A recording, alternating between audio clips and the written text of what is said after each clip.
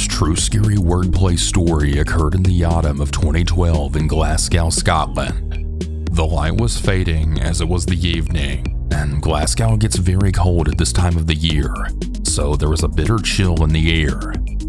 At around 6 p.m., my two friends Neelam and Alita, who were both in their early 20s at the time, worked as beauticians in a beauty salon in the West End area of the city, and were just closing up for the evening when a group of 3 fairly large men wearing ski masks aggressively pushed the door open and then barged into the salon storefront. They were carrying blue plastic shopping bags that were bulging.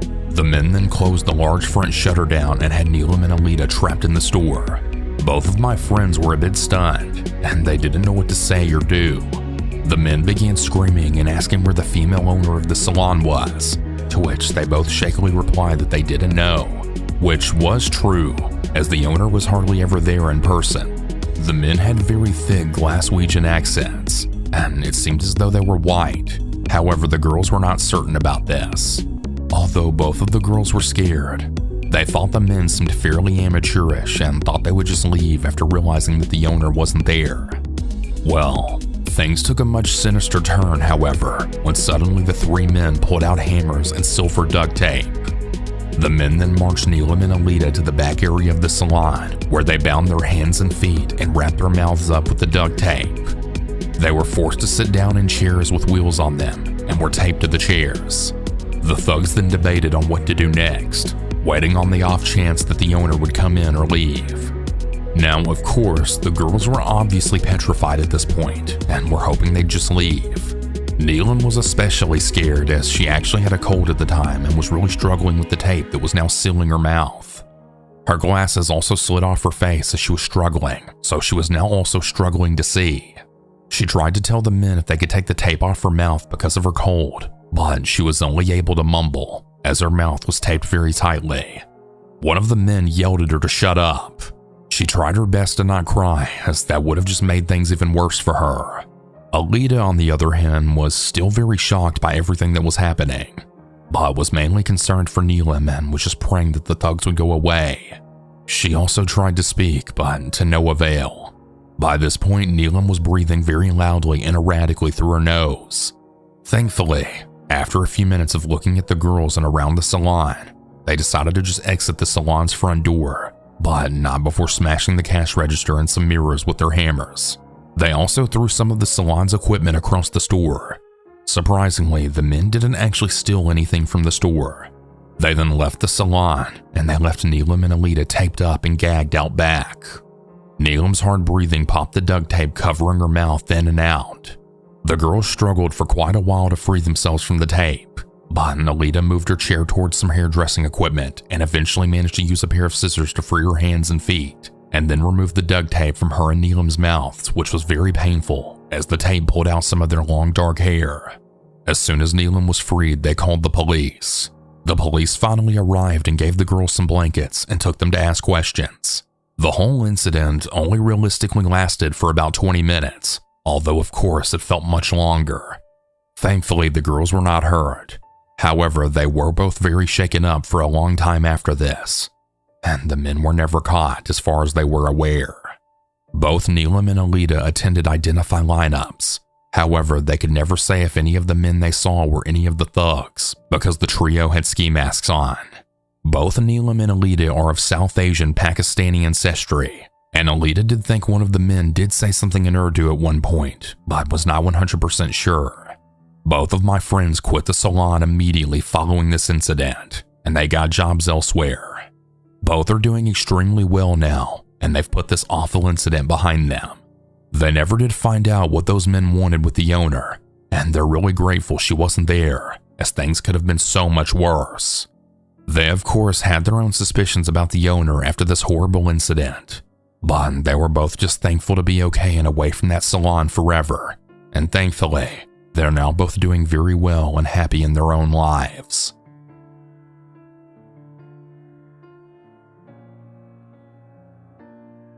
This happened when I was in high school. I must have been a junior or senior at the time. We had just moved to a different city away from family. The area and neighborhood itself wasn't bad, but this part of town really had a reputation for having the most crime, especially catalytic converter thefts. Think of a city that's divided into north and south. We lived in the south side of the city.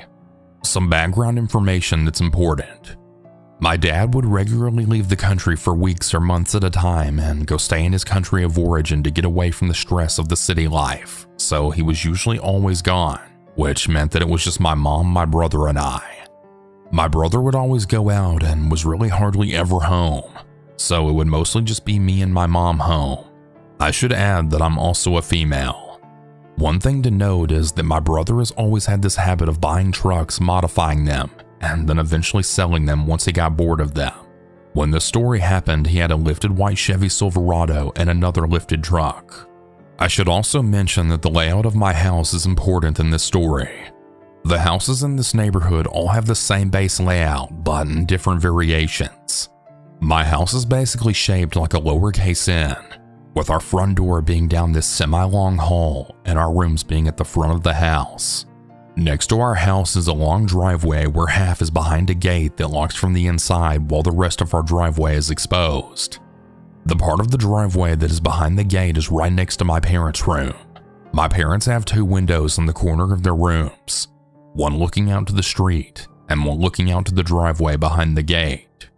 Our house had a partial chain link fence that only covered the front yard but didn't actually enclose it, which meant people could just walk right in through my driveway and across the front yard to get to our house.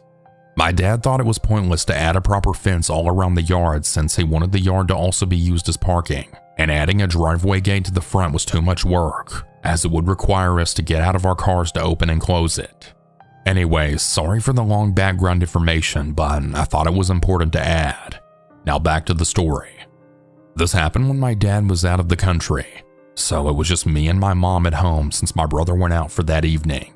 My brother had left in his other truck, so the white Chevy was behind the driveway gate. My mom and I were in our own rooms just scrolling through our phones. I was on my phone just doom scrolling when I saw that my mom was calling me. My parents' room is right next to mine, so I thought it was odd that she was calling me instead of just coming over to my room. I answered, and my mom then told me in a quiet voice to come to her room because she had heard a guy talking outside her window and could see him outside.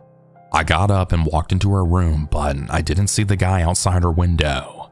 She told me that he had left on a bike, but that she had heard him talking to himself and peering into the driveway where my brother kept his truck. She wasn't sure if he was just some random guy that was confused and wandering into people's houses while talking to himself, or if this was someone that wanted to steal my brother's truck and was communicating with someone else that we couldn't see. I ended up going back to my room since it looked like the guy had left. Maybe about 10 minutes later, my mom lets me know that the guy is back and that he's talking to himself or someone else, but can't make out what he's saying. I go into her room and that's when I see the silhouette of the guy she's talking about. I can't really make out what he's saying, but in the time I'm trying to process who this guy is and what he's saying, he walks off. It's at this point that my mom calls my brother and tells him what's going on. My brother then comes home and my mom tells him the whole story of the weird dude outside in the driveway. Since my brother came home, I thought he was planning on staying home for the whole night since it's just my mom and I alone. Nope. My brother just decides to give me a quick lesson on how to use a pistol in case I need to use it, and then he leaves again. Now luckily, the guy didn't come back after that, and nothing happened for the rest of the night. We didn't call the police because even though he was technically in our driveway trespassing, we didn't hear him breaking in, and we just assumed he was just some guy on drugs that was just wandering around on his bike and talking to himself.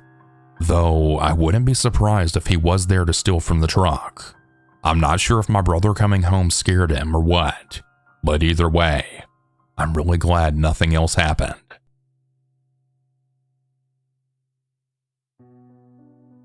Every cop sees something that they'll never forget, something that will stick with them for the rest of their life. What I'm about to describe to you is that story for me. This is the most disturbing thing I've ever witnessed. When I turned 21, I joined the police force in a remote town that I won't name. The department needed new officers, and I was a young father who needed the money, so the timing was perfect. Because I was a rookie, they assigned me to the night shift. It ran from 6 at night to 6 in the morning. The guys at the gas station sometimes teased me about my hours, saying that I always worked the crummiest shifts. I actually didn't mind them. I've always been a night owl. The guys even called me Nighthawk, and honestly, I kind of like that. Besides busting people for speeding and pulling over the occasional drunk, I spent most nights sitting back listening to podcasts. In a weird way, it was kind of relaxing. After a year in the department, something happened one night that changed everything. A severe thunderstorm rolled into town and caused major power outages. Torrential downpour flooded most of the major roads. To be in the best position possible when accident reports came in, I parked my cruiser in a parking lot in the middle of town. At 2 a.m., our dispatcher Claire radioed in. She reported that someone who sounded like an adult male claimed to have been kidnapped. They told her they were held captive inside someone's home. Then the call ended. When she redialed, the caller didn't answer. My cruiser had a built-in computer display that showed all the call details. Based on the address, I was about 10 minutes away, so I was probably the closest officer. I radioed in and I told her I'd respond. I also requested backup. Another new officer named Chris chimed in and said he'd be at the location in 5. Claire clicked on her radio but hesitated for a few seconds over the static. Then she said that the callers sounded like they were altering their voice in some way, possibly through digital means to make themselves sound like a child. She used the specific phrase, like a young girl. She concluded that officers should proceed with extreme caution. All of us were pretty close to the station, so we really felt nervous for one another during high-risk cases like these. I radioed back and said, 10-4, and then drove to the scene. When I turned into the neighborhood, I saw that every single street lamp was out. The entire block had lost power. That meant it would have low visibility into the home we were investigating, which put us in even greater danger. I followed my GPS to the end of the street where the house was, and I saw that Chris had already beaten me. His cruiser was idling in front of the house. I pulled up next to him and rolled down my window. Chris then commented on the home's poor condition. I glanced ahead, taking it in for myself. The grass was knee-high. Overgrown bushes blocked out the windows. The roof was dented in several areas and had a ton of missing shingles. It looked completely abandoned.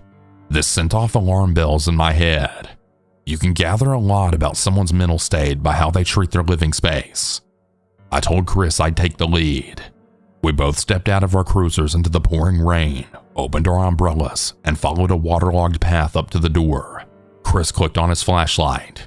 Whenever a second officer like Chris is present during an investigation, their entire job is to protect the leading officer by monitoring the suspect's body language. If the suspect makes a move on the cop that's interrogating them, they neutralize the threat. Chris made the perfect backup because he was both observant and calm under pressure. This allowed me to focus solely on the suspect's story, and if I was hearing the truth. When we reached the door, I rang the bell. Then we stood there listening for movement inside. Rain pounded against our backs. After a few seconds, footsteps shuffled up to the door. Then they paused. Whoever was on the other side stood completely still, just waiting. A strange feeling came over me that we were being watched. Slowly, my gaze drifted over to the peephole. As soon as I made eye contact, a distorted shape moved back, like whoever was watching us had pulled their head away. "If you're in there," I said, "would like to ask you a few questions. Open up, please." They froze again as if they were thinking about what to do next. Then the lock started turning. The door creaked open, but only by a foot. From the darkness, a man peeked out of the crack. He looked like he was in his early 30s. He was overweight, balding, and wore thick-brimmed glasses. I took a single look into his eyes and sensed that he was hiding something. I informed him that we'd received a call from his address of someone claiming to have been kidnapped. The man acted confused. He apologized and told us, "It must have been a pocket dial." I asked him if it was a pocket dial, then how could he explain the voice on the phone call? For a split second, the man averted his gaze, then said that he didn't know anything about a voice. I asked him if there was anyone else in the house, and he said he lived alone. Then I told him that for safety reasons we needed to have a look inside. "Not without a warrant," he said. These days a warrant can be obtained in minutes. I went back to my cruiser, called dispatch, and requested communication with the on-call magistrate. 5 minutes later, Claire came back on the radio and told me the judge approved a telephonic warrant and emailed it. We were clear to enter. I showed the warrant to the man. He reluctantly pulled the door open, and I could see that his hands were visibly shaking. I clicked on my own flashlight and stepped inside. A putrid smell immediately hit me. I scanned around to find the source and saw a hallway straight ahead and a room directly to my right. I shined my light into the room and saw what looked like a living room. It was absolutely disgusting. Piles of clothes and stacks of dirty dishes were spread all across the carpet. Cockroaches crawled all over them. A couch that looked like it was pulled off the side of the road sat at an angle against the wall. This man obviously used this room as his living space. I'd seen these sorts of living conditions in drug cases before. When I turned to look back at the man, he shifted uncomfortably. I made a mental note to check for paraphernalia once I'd confirmed the house was safe. Then I stepped toward the hallway. My foot struck something. I looked down. In the beam of my flashlight, I saw a pink Barbie doll playhouse that I knew I'd seen before. I thought about it, and I realized I'd bought this exact set for my daughter just last year for Christmas. I asked the man if he had kids. He said no, but explained to us that sometimes his nieces came over, so he kept a few toys around for them. Chris and I exchanged a look. No mother in their right mind would allow children into this environment. I told him that this was his last chance to tell me if anyone else was in the house. He assured me there wasn't. I started down the hallway, and the man followed, saying that nothing was down there. Chris yanked him back by his arm and ordered him to stay put. The hallway had an open room on either side and a closed door at the end, which was probably the basement. I peeked inside the first bedroom. Scanning from left to right, I saw more children's toys and even items like diapers scattered across the floor. In the corner, the dark shape of a person was hunched over. I drew my weapon, only to realize that it was a doll sagging its head down in a rocking chair. The shock of that visual made my heart pound. I leaned against the doorframe and steadied my breathing. Chris asked me what I had seen. Before I could respond, I had started studying the doll. It was the largest one I'd ever seen. Every bit as big as a person, and the man had dressed it in women's clothing. On the bed beside it, ladies' blouses, jeans, and lingerie were folded into neat piles. Each pile was separated by a color. Meanwhile, the rest of the house was pigsty. What was happening in this room felt wrong on so many different levels. "All clear," I told Chris. I moved further down the hall and glanced into the second bedroom. This one was empty. I reached the final door at the end of the hall, when from behind me the man called and asked if I'd like to see the upstairs instead. I told him, yes, but first I was going to see the basement. The man said again that there was nothing down there. I heard Chris tell the man to stay chill, which meant he was probably trying to follow me down the hall. The closer I moved into this part of the house, the more agitated he became. I reached for the handle, twisted the knob, and pushed the door open. It squealed on its hinges. A set of wooden steps descended into a pitch-black room. I shined my light down. I could only see the area that surrounded the landing. It looked equally as messy as the upstairs. From deep inside the room, in an area I couldn't see, something rattled. I told Chris that I heard movement. The man responded again, apologizing to me and Chris over and over again. Even though it was the last thing I wanted to do, I had no choice. The man was lying to us. Someone was down there. I headed down the staircase. Each step creaked under my weight. The rattling noise from inside the room grew louder. Behind me, the man repeatedly begged us to stop looking around. I neared the landing and swept my flashlight across the stacks of boxes. No one appeared in my line of sight. Across the room, there was another door. The noise was coming from up there. I drew my weapon. I commanded whoever was inside to come out slowly with their hands up. Whoever was inside stopped moving. I shouted the same command a second time. The door remained shut. I crossed the room, sliding between boxes and old furniture that blocked the way. My sights were trained on the door. When I stood within several feet, I paused, listening. Whoever was inside also remained perfectly still. My anxiety ticked up with each second. So many things could go wrong in this situation. I moved to the side of the door frame in case they were armed and tried to fire through the door. I reached for the knob, grabbed on, and twisted. Then I swung the door open. I was still hidden to the side of the frame. If anything besides empty hands emerged, I would have to use deadly force. After several agonizing moments, nothing came. I said a quick prayer and then aimed my weapon right into the room. What I saw, I really can't go into detail on. But basically, this is what happened. A man in his 40s was being held captive in that basement. He was a father of 3 and a respected member of the community. Months after he went missing, everyone including his own family assumed he was dead. After 2 years in captivity, he finally got the chance to escape. Earlier in the night before we arrived, the homeowner brought the victim's dinner down and made the mistake of leaving his phone behind. The victim managed to activate Siri and call 911. When we arrived on scene, the victim had already been confined in a way that prevented him from calling upstairs or making any kind of substantial noise. Then, when I ordered him to come out, he froze in fear. Not because he couldn't obey my command, but because he didn't want me to use lethal force, thinking that he was a threat. Once I opened the door and found him, we arrested the homeowner on the spot and then took the victim to the hospital for immediate treatment. I feel incredibly lucky that no one was harmed and that we could reunite this poor man with his family. But the most disturbing detail which has haunted me every day since is how my dispatcher described the voice of the man who made the call. Why was he speaking like a child? The only explanation that really makes sense is that this man was forced to speak in that young tone of a voice for so long that even when he called the station, that's the only way he could communicate. And if he was forced to do that, what else inside that house was he forced to do? These are the questions that keep me up at night.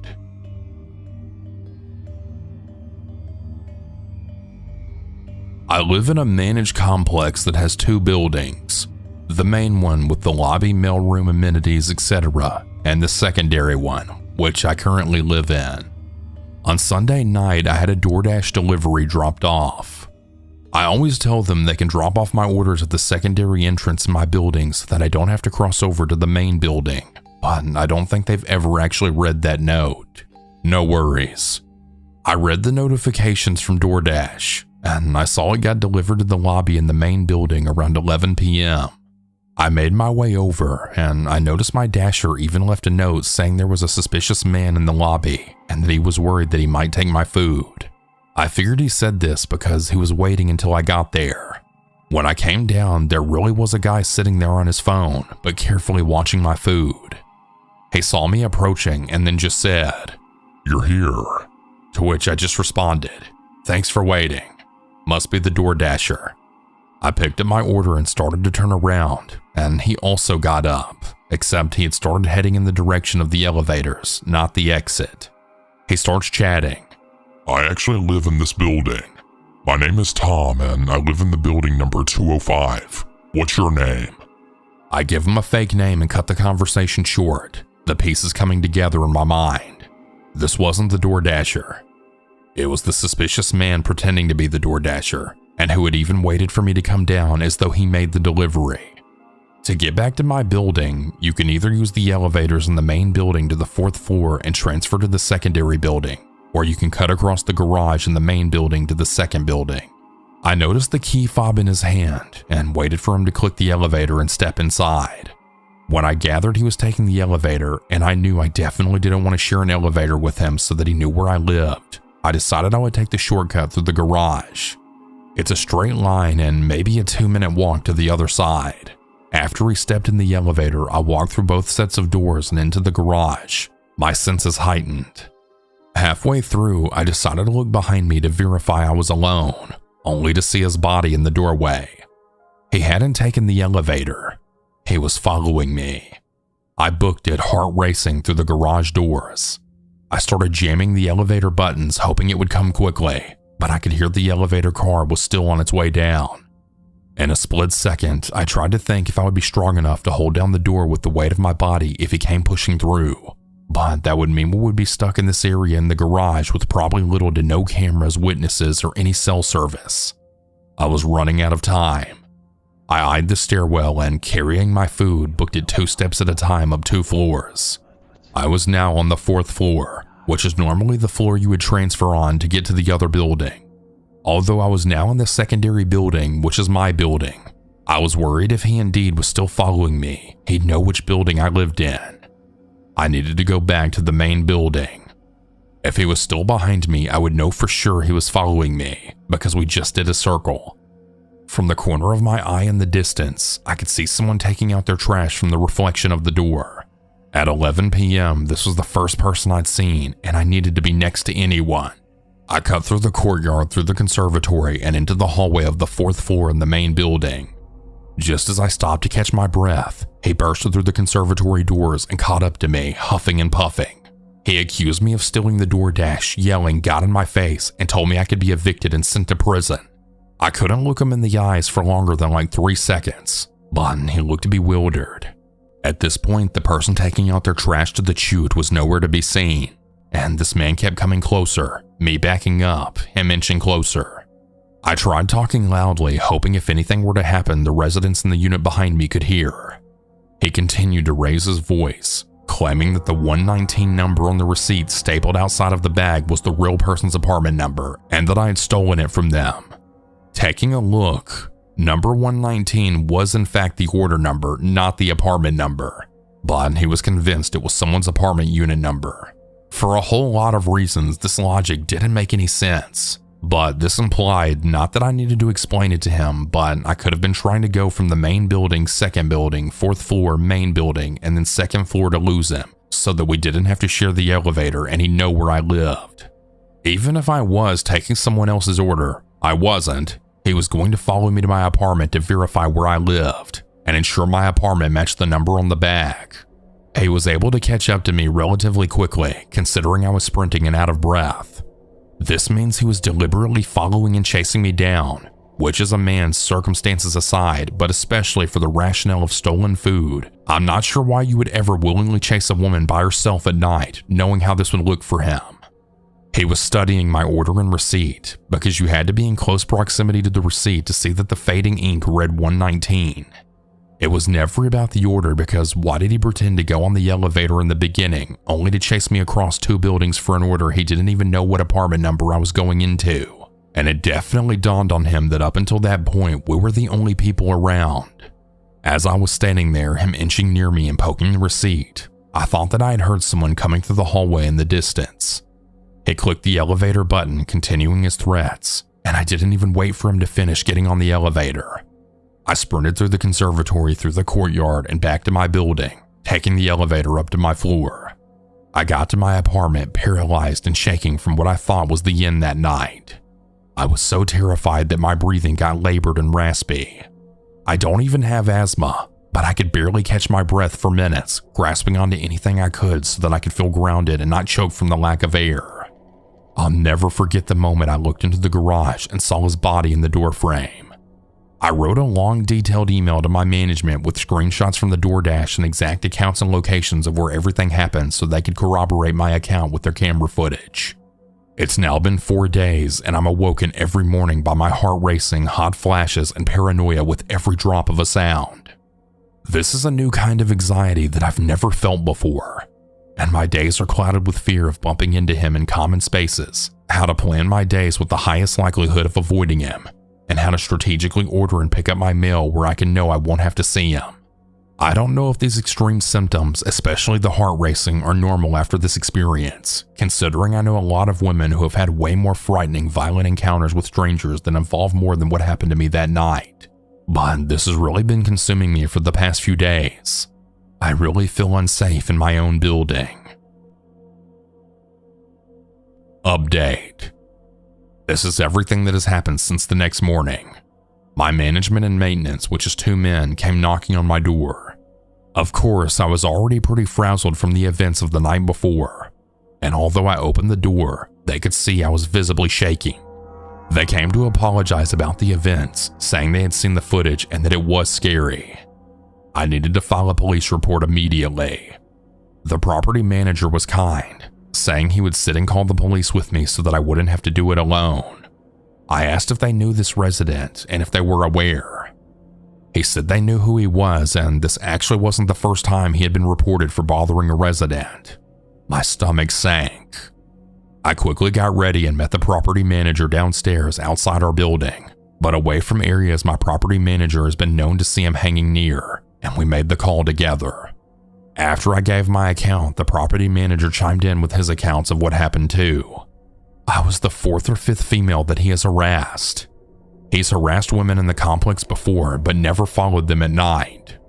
The property manager has managed multiple properties before, but he's never seen a resident following another resident like this before. He usually finds a woman by herself and kind of hones in on them. He doesn't approach men, and he doesn't approach women when they're with men. The people who live on his floor have complained numerous times that he harasses them, making it bothersome for them. He's also been arrested before for harassing a woman. He's been sent to the hospital before for his mental health issues. He was most recently booked and released 2 weeks ago, and management wasn't aware he was back. The responder on the other line noticed this was quite severe, so they sent out an officer on the scene to collect an official report. By this point as we were talking, I learned the resident's full name, birthday, unit number that he lives in, and when he moved in. It's been less than half a year, so assuming he has a 12-month lease, he still has a ways to go. The officer asked if I could remember if he had a tool or weapon in his hands, but I said that I couldn't remember, not that I knew. I said there was camera footage, so couldn't we check and see if he did? But the officer said even if I couldn't remember and it turns out the perpetrator did in fact have a weapon, I can't go back on my word and say there was a weapon or if I felt threatened. I was stunned. I told the officer, but there's evidence of him following me, a woman alone, as well as threatening me across 2 buildings, one of which he had no business being in at 11 p.m. at night. The officer literally asked me if he used the words, "I will kill you or I will shoot you." I said no, but that he was still threatening me. The officer said unfortunately that only qualifies as being a nuisance, but being a nuisance isn't against the law / grounds for arrest.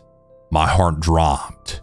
On top of that, my property manager said they'd been trying to evict him, but there isn't enough evidence, and eviction is a long process. There was nothing they could do. The officer gave me his card with my case number, informing me that I should call him if he ever approached me again or if I felt unsafe. I went back to my apartment, stunned and just trying to figure out the next steps.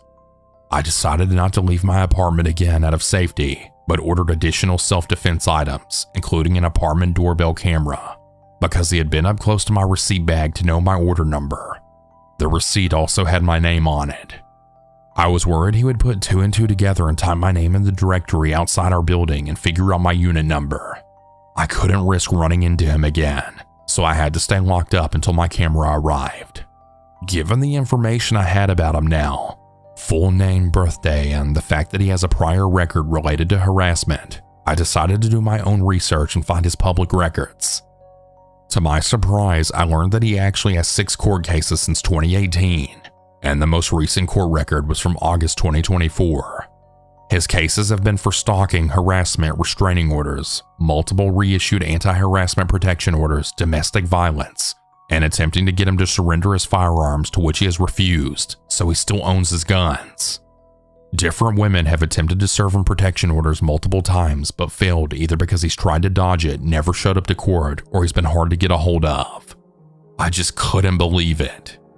This man was able to freely move about common spaces in our complex, and management has never mentioned anything to residents nor regarded our safety. Now I knew this was more than just an annoying neighbor, but rather someone who could be dangerous. I was dealing with a man with unresolved mental health issues, who may still be in possession of his multiple firearms, who is angry with me. Given his history of professional stalking, I was worried if he saw me too soon again, he would remember our encounter and fixate on me, and possibly escalate. A few days passed and I hadn't left my building, but I noted that my camera had arrived, so I was trying to arrange for how I could go into the mail room, which is in the building he lives in and the floor he's on. I asked management for footage of our encounter, and after 2 days of dragging on the request, it seemed like they were trying to buy time. They finally sent me clips of our encounters in different areas. In one of the videos, you could see that he followed me into the garage a bit after I'd already gone in after he had supposedly pretended to take the elevator. And the clip that freaks me out the most, you could see me enter the garage elevator lobby, click the elevator button, frantically pace back and forth, and try leaning my body against the door before I realize I'm running out of time and run through the stairwell. A few moments later, you see him come in, look at the press elevator button, but no one took it. Then deduce I must have taken the stairwell before following suit. If anything, this showed intent. Oddly enough, the footage when he caught up to me and poked the receipt on my bag was missing, but management sent the footage after I ran back to my building. Anyway, a few days later around 6 p.m., I was trying to figure out how to pick up my mail. I have a married friend who lives in his building 3 floors above and had no idea about any of this, so I asked if she would be comfortable meeting me on the 4th floor of her building, which is where the encounter took place, but where I have to pass in order to go to the mailroom in the main lobby. Deep breaths. I got to the end of the hallway, my friend on the phone the whole time, and opened the door to the courtyard. Hypervigilantly, I looked across the conservatory and saw a man there. I squinted. It couldn't be. It was indeed him standing in the conservatory. He locked eyes with me, started mouthing things, smiling, and then yelling. I began shaking, uncontrollably crying, and then quickly ran back into my building. Now he knew for sure I lived in the second building. My friend was in the hallway behind him, so she witnessed everything as he was yelling and directed at me. She wasn't with her husband either, but he had locked eyes with me and was angry now. There were some people in the hallway frantically asking if I was okay, but I couldn't speak. My friend still on the line told me to go back into my apartment and that she would meet me there with her husband. My friend and her husband came up a few moments later, staying with me as I frantically packed a go bag. We decided it wasn't safe for me to be alone in my apartment, so I reached out to another friend who lives elsewhere in the city and said I could crash at her place. My friend and her husband escorted me through the hallway, me physically breaking down as we neared the elevators, but eventually leading me to my other friend's car. As I write this update, I'm in the living room of her apartment for the 3rd day, figuring out my next moves. On my first day at my friend's house, I wrote management an email explaining the incident with the resident again. This is my 2nd day and still no response from them. My friend went to management with her husband to report the incident since she also witnessed him yelling so it could add to their complaints. She said management was aware of me and my complaints, but they can't do anything because he's protected under the Fair Housing Act. Management cannot deny housing to someone due to their disability, which includes mental illness. For context, most buildings in my city have MFTE units, basically reduced rent apartments that are reserved as part of an affordable housing program in my city. From what I understand, people can qualify for MFTE housing based on income, and sometimes it's combined with disability protections, which is likely how he's able to stay here. So it seems my unit is worried if they evict him, he might be able to sue for discriminatory eviction. I don't have a male partner, which seems to be the only deterrent from the resident. So my sister and her husband are trying to figure out when they can fly in and help me pack my place so I can get out of here. I'm pretty devastated because it's a really beautiful complex with incredible amenities, gorgeous interior, and pretty new. But all this means nothing when my safety's at risk. I have no plans, but I cannot go back to my unit until I have protection at all times in that building.